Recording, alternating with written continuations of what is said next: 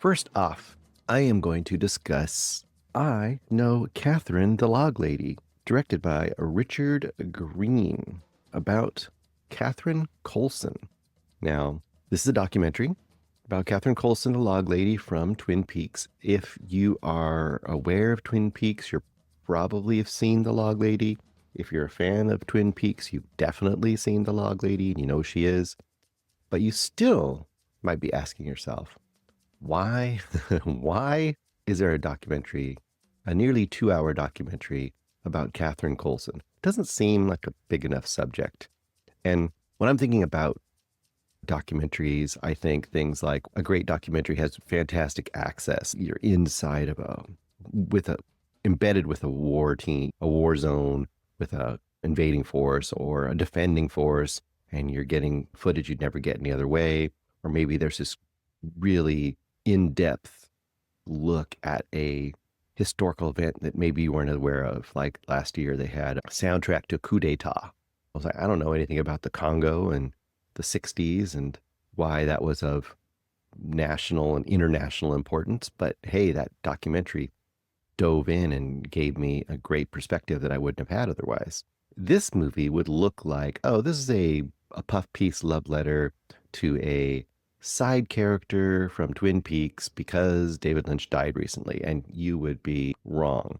Now, an example of something that was, we had a documentary, I don't know, a year or two ago about Gene Wilder after he passed. And it was fine. I love Gene Wilder, but it was just basically a retrospective of his career, why he was great. We know why he was great, with a few bits of details in there that stuff I didn't know. On the other hand, I Know Catherine the Log Lady, about Catherine Coulson. Now, this plays almost like a movie that gives you a reason to love and want to know more about all of these people that you just think are behind the scenes doing one thing or just a bit player in some famous thing. And they just have this giant full life that you have no idea about.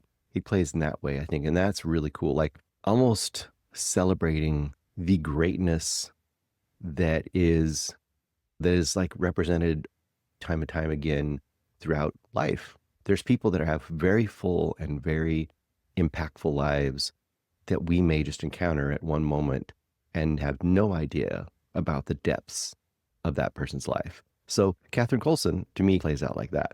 Now, this does also act as a de facto Twin Peaks, David Lynch retrospective to some degree, mostly because of her role.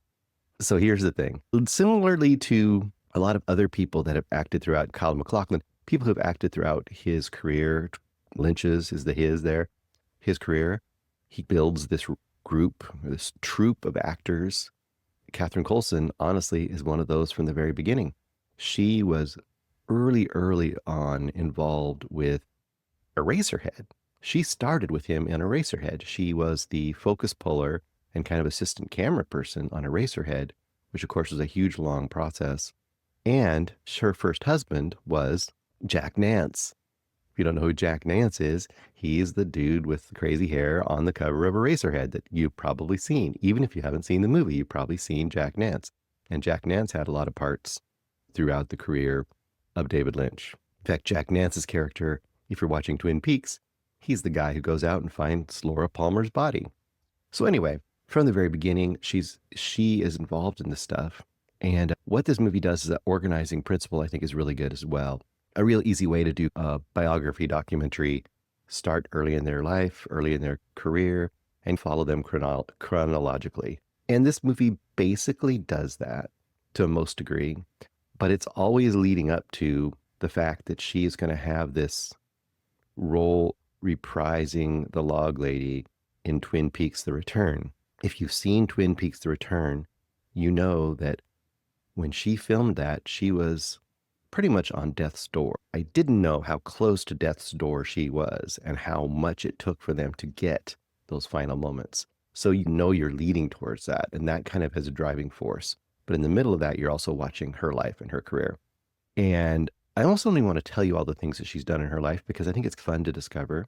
She has definitely been involved in behind the scenes in a bunch of famous, iconic movies that you have no idea that probably, unless you're really a Catherine Coulson head, you have no idea that she was involved with. And I thought that was a great surprise.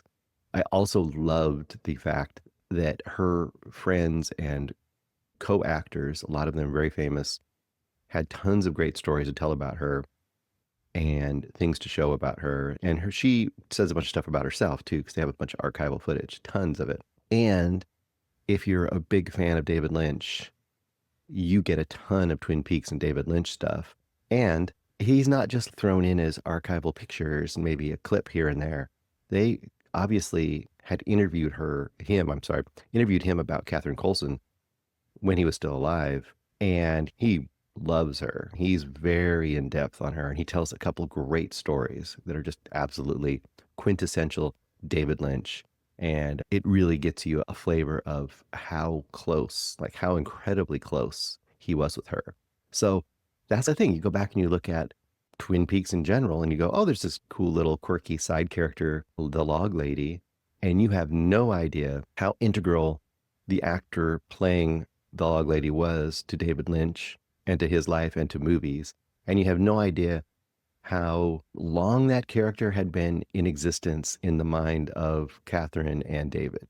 So I think this is a hugely value-added documentary. I love this documentary.